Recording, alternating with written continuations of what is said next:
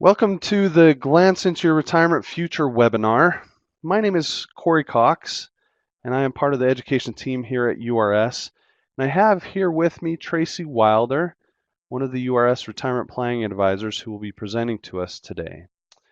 We want to ensure that you remain engaged in the presentation today, so just wanted to point out that if you do have any questions, please be sure to ask those questions in the Q&A box at the bottom of your screen.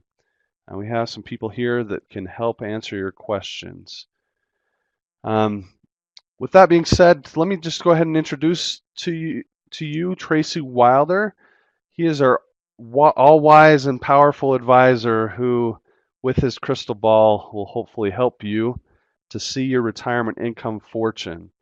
So Tracy, go ahead and show us how it's done.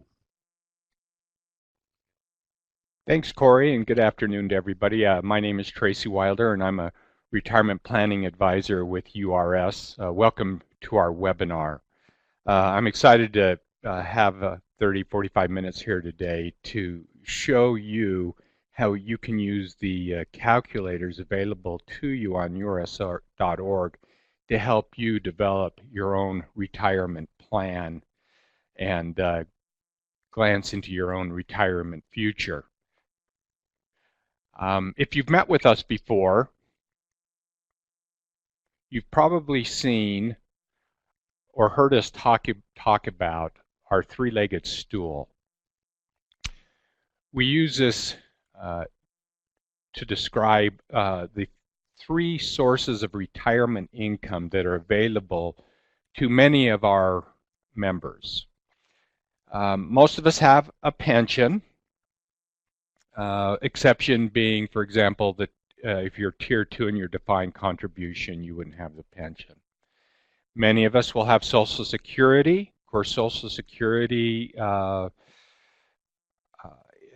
some of us may work for a Social Security exempt organization, and our Social may not be eligible or may have our Social Security benefit reduced. And then that third leg of that stool is the individual savings. This is the money that we save for retirement using pre-retirement or retirement savings accounts like a 401k, 457, traditional IRA, Roth IRA, etc.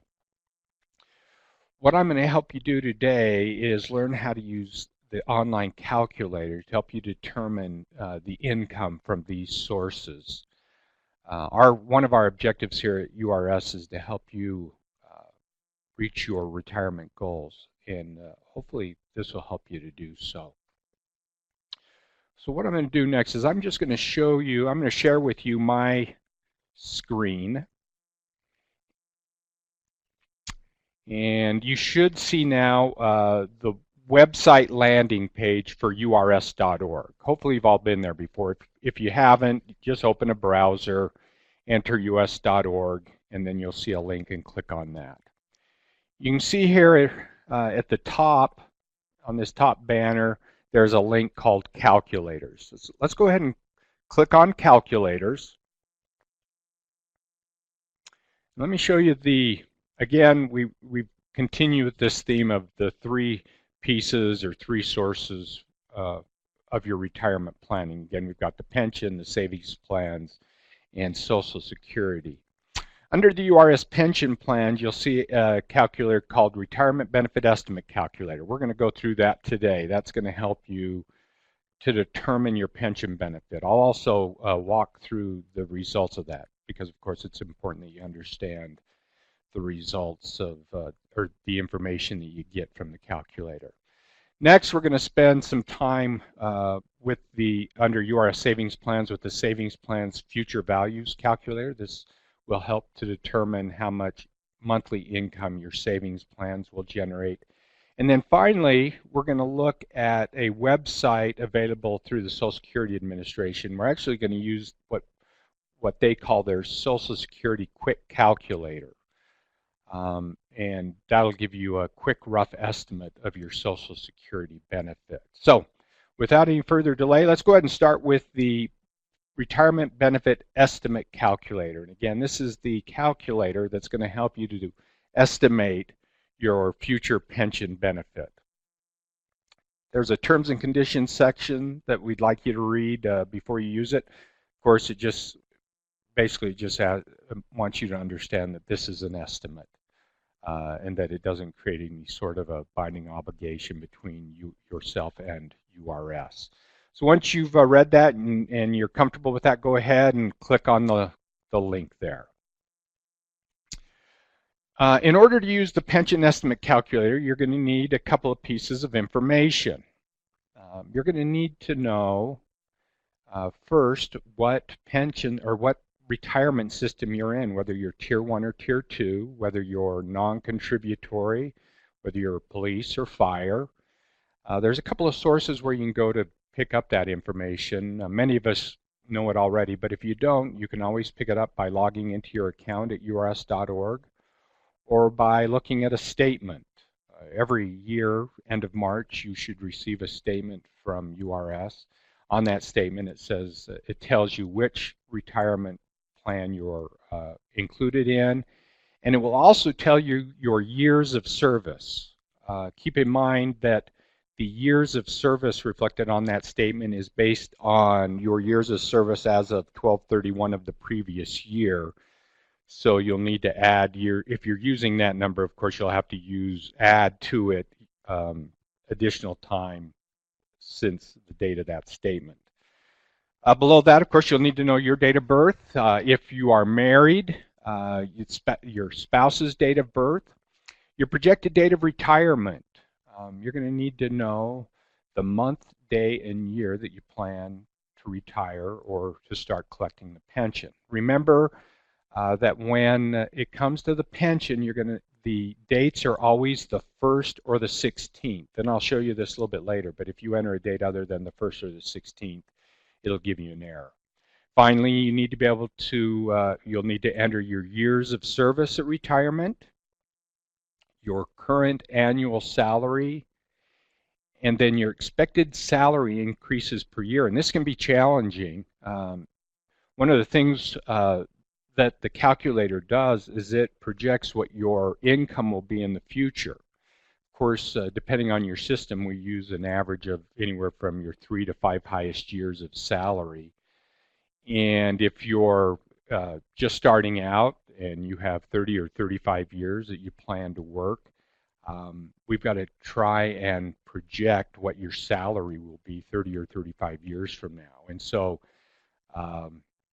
you'll just have to do your best there. Typically, typically we're looking at around 3% on average. That's just based on research, but everybody can be different. Some may be looking at, some of you may work for agencies that rarely see increases in pay. And so you'll just do your best there. I would encourage you to use a conservative estimate. Finally, you'll want to enter your life expectancy. Now, life expectancy doesn't enter into the actual pension calculation, but we use it for some other information. It's called your break-even point. And when we get that information, I'll explain what that means to you. So let's go ahead and get started. I'm just going to use John. You can enter any name you want. Second, you have to pick the retirement system. So click on that arrow that's on the right-hand side, and you'll see some of the pension systems that are available using the calculator. There are some pension systems, like legislators, things like that, that aren't able to use a calculator. But for everybody else, a calculator will work. Today, we're going to use the Public Employees Non-Contributory System. That's probably the largest system we have. That includes most most government employees, school teachers, includes just about everybody other than public safety and firefighters. Of course, you can see that we also have, there are some of you out there who may still be contributory. We've got the Tier 1 public safety and the Tier 1 firefighters, and then Tier 2 public employee hybrid. That's the option that includes the pension in the Tier 2 system, and then the public safety and firefighter Tier 2 hybrid. So today I'm going to use the public employees non-contributory. So be sure to click on the right retirement system, otherwise the results will not be accurate. Then we're going to enter your date of birth.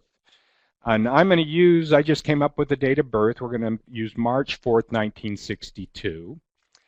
And for the spouse, we're going to use December 27th, 1961.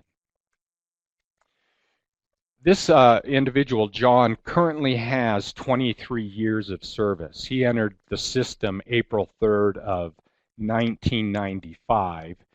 And John hopes to retire 7 years from now with 30 years of service.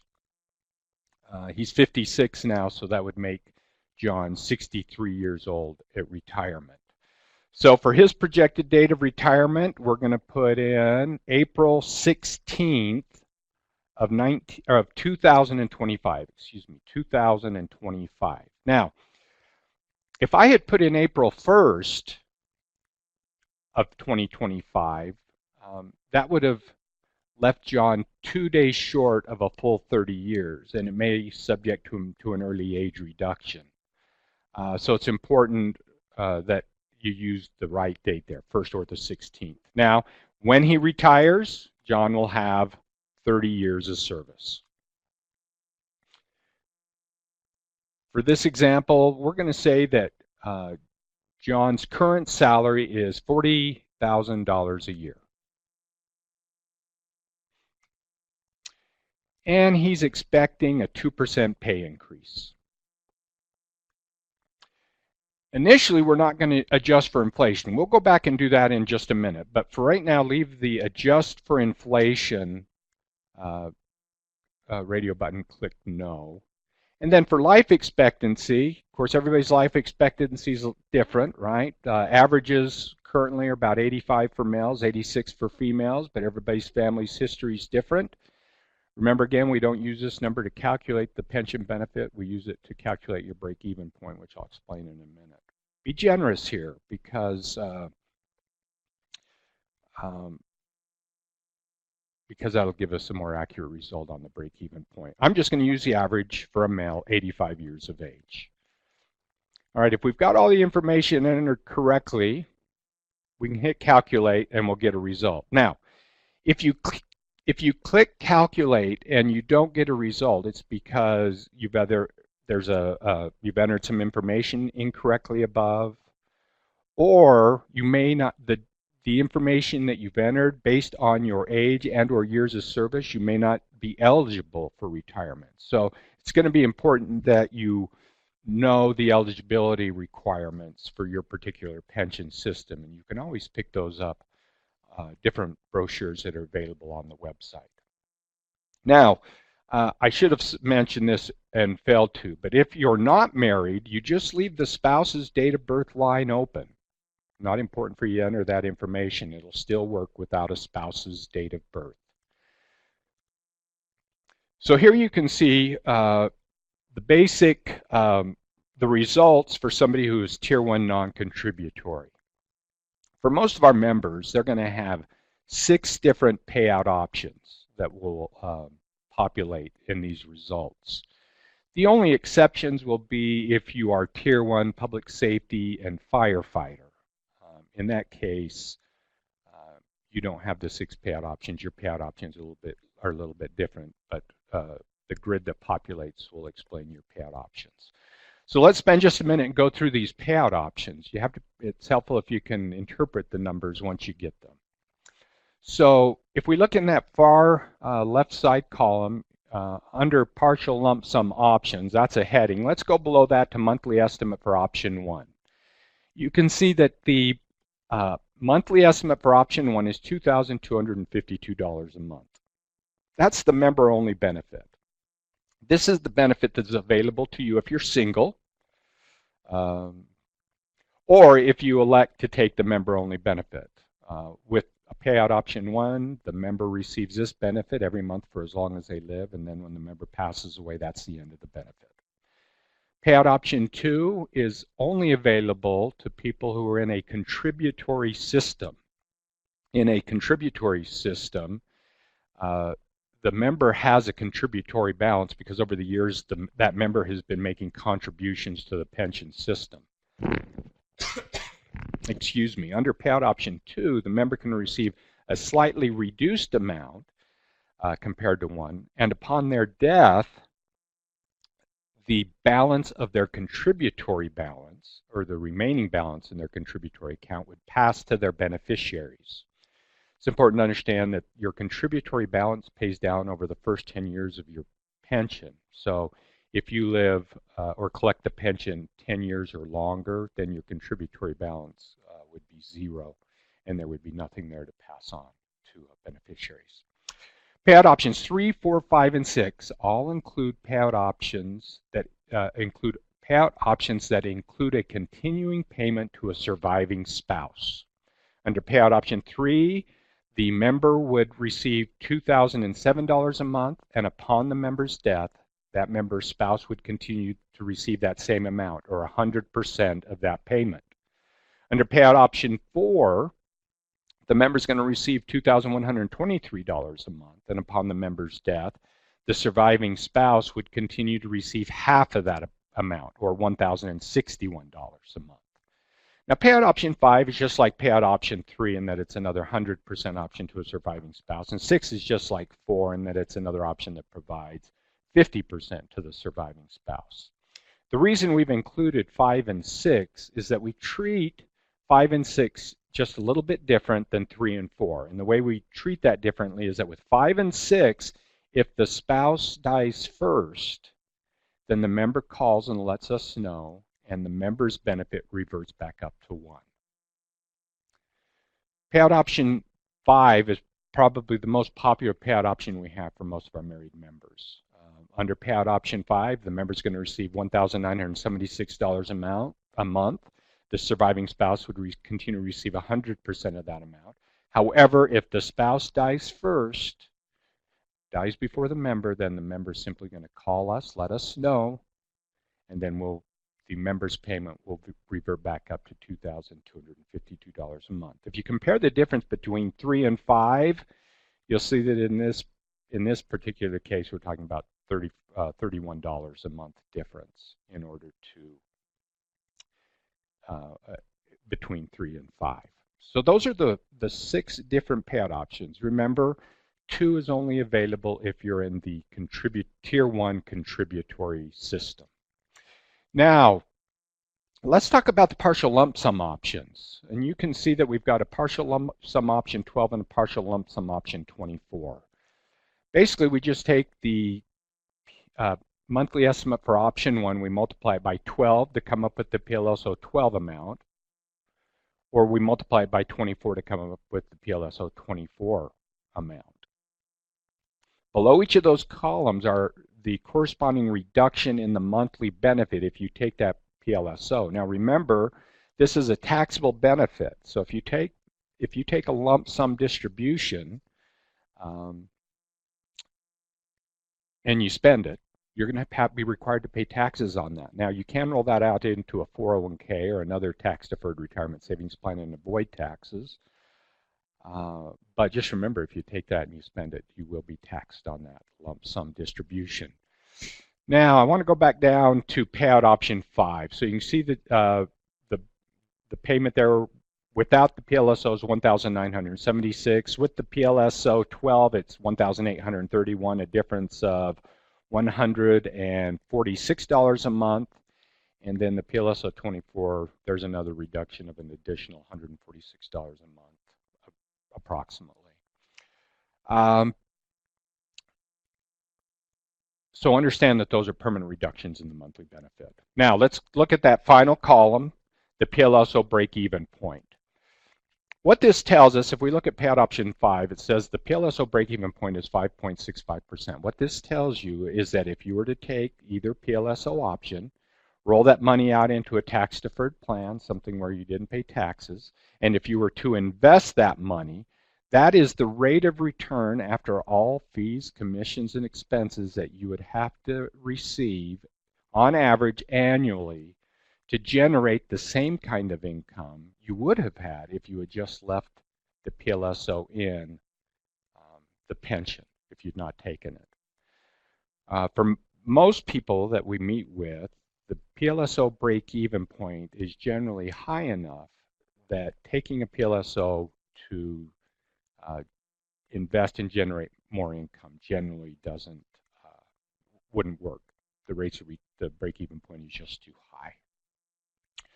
So that's the calculator for how to estimate your pension. Now we're going to do one other thing here real quick.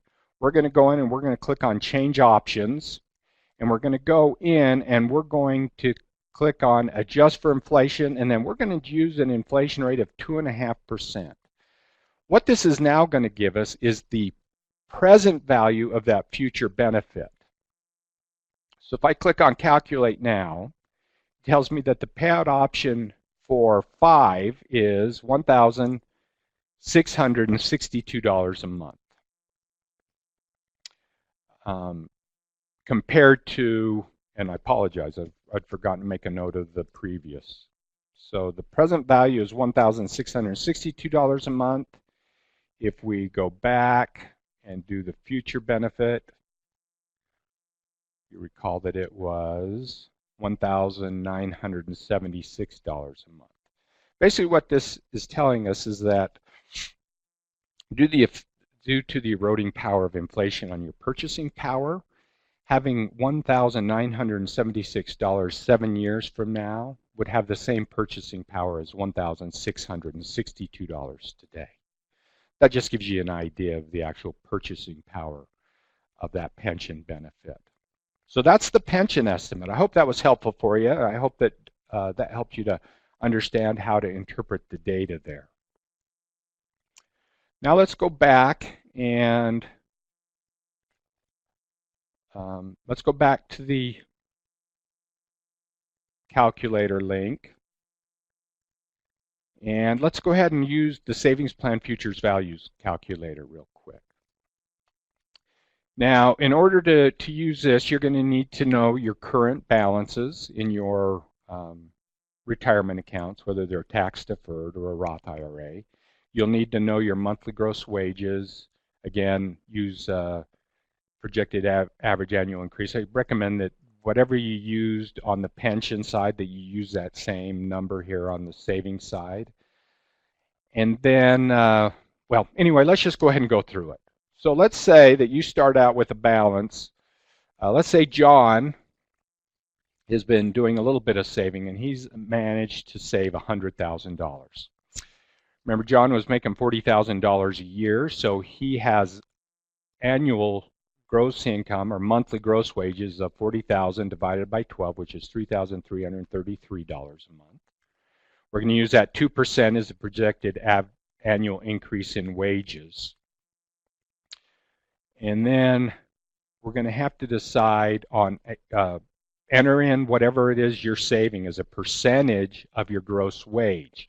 Now, if you've met with one of us or attended a seminar, you've heard us encourage you to save a percentage versus a fixed dollar amount. Because as you save a percentage, your contributions go up as your wages go up. So John is working hard. He's trying to save as much as he can. John is saving 19% of his wages. He started out slow, so he's trying to make up ground. Now, employer contributions, that's going to be different for all of you. And so some of you may have employers that make contributions. Those of you who are Social Security exempt, in a lot of cases your employers are making a contribution. A lot of Tier 1 employees will get a 1.5% contribution, depending on their employer, like if they work for a school, etc. So you're going to have to know that number for yourself. In this case, I'm just going to use 0.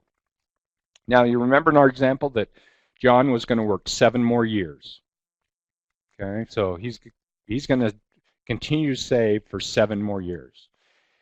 Now, we've got a default rate of return in there of 7%, and I recommend you use that.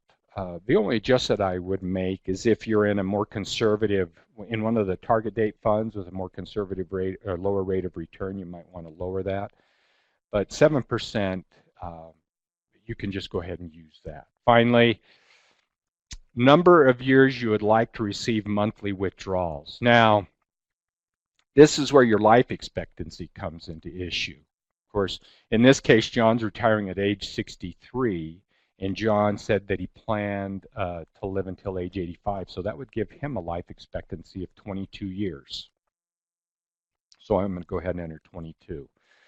Finally, your rate of return drops once you hit retirement because you invest more conservatively. Hopefully you're in a target date fund, something that's become more conservative over time, and so the default we recommend is 4%. Finally, average rate of inflation you expect, use the 2.5%. That's the same rate of inflation that we used on the pension estimate calculator. So let's go ahead and hit calculate. So these are the results if John continues to save according to the information that we've entered, and the rates of return, his anticipated annual increase in wages turns out to be roughly 2%. This is what John can count on. He would have a future balance at the time of retirement of $235,235.61. At age 63, assuming he lives 22 years, that would generate approximately $1,042.33 of monthly income. Basically what that says is he could withdraw that amount every month for 22 years, and his account would have a zero balance at the end of 22 years. That last number is the number that takes into consideration inflation. Remember, we did that with the pension. We used 2.5% inflation there. So this gives you what we call the present value of that future benefit. So the future benefit or projected benefit is $1,042 a month. Well, we're in the present value, we're saying that that would equal $876.88 a month in income. Again, just taking into account the effect of inflation on purchasing power. So I'm just going to make a note of these numbers.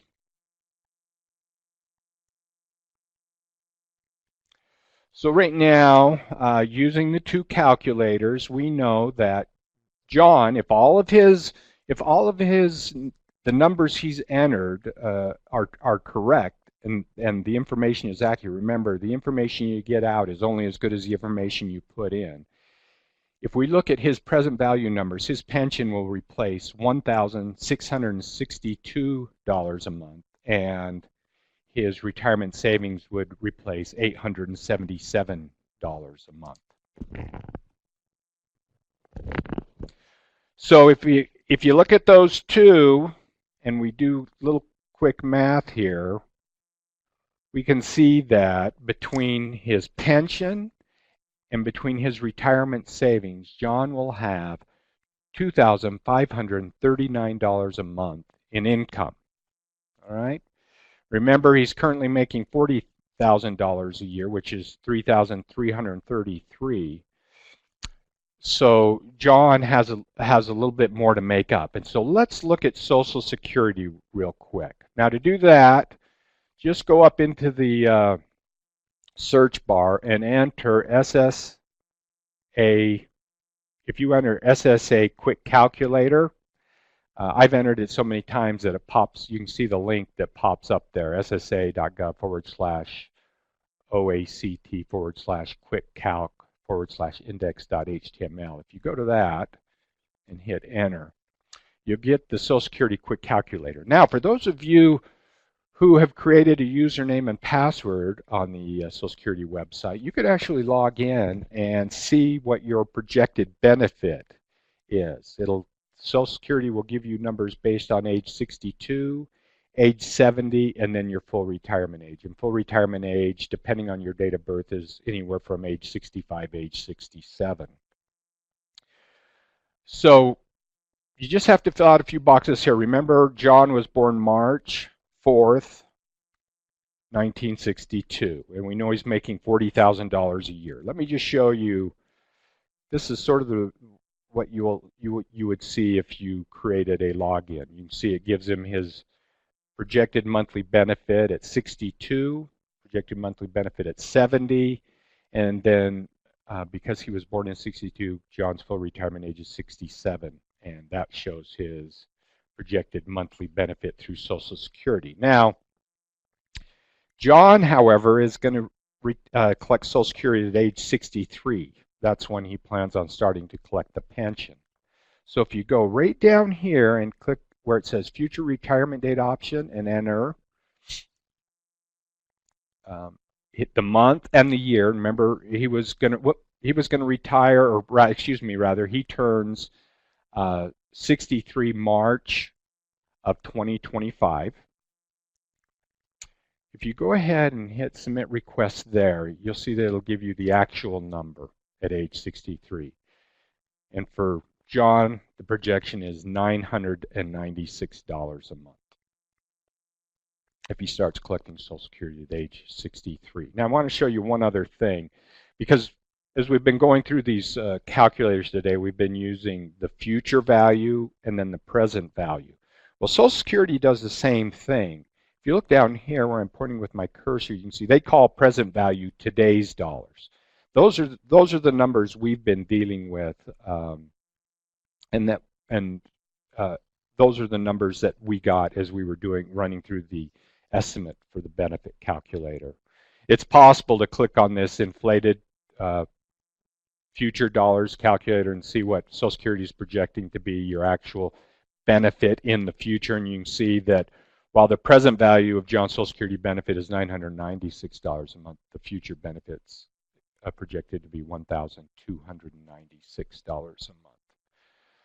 But just like with the pension, the savings, and we recommend that you use the present value. So we now have the third leg to John's stool. And previously we had determined that between his pension and savings, he would have $2,539 a month in income. If we add the 996, then we get $3,534 a month in income. Now remember, John is currently making $3,333 a month. So based on what we've done here today, John's retirement income, or his income at retirement, will be $201 a month higher than his income today. So if that is John's goal, to replace 100% of his income at retirement, then based on the three calculators, the numbers we ran, based on John saving 19% of his wages, John will be able to meet and slightly surpass his retirement goals. Now, each one of you needs to decide what your goal is. Is your goal to replace 100% of your income? A lot of times people will come into us and they'll ask us, once we give them the numbers, they'll ask us, well, am I going to be okay? Well, only you can answer that. We're looking here today at the income side of the equation, but of course, the other side of the equation that's equally important is the expense side. And of course, somebody who has paid off debt, paid off their home, doesn't have credit card debt, things like that, they'll be able to they'll have need to replace less of their income at retirement than, say, somebody who goes into retirement with more debt. So do the analysis yourself, and I hope that running through these calculators has been helpful for you. Remember again, if you have any questions about the difference between, hopefully I've explained the difference between present value and future value well enough that you understand the difference. Again, it's just the effect of of inflation on your purchasing power. And compare all of the present value benefits, add those up, compare them to your current income, and that will help you to see what your total income replacement will look like. All right, well, that's the three calendars. So I want to discuss one last thing with you.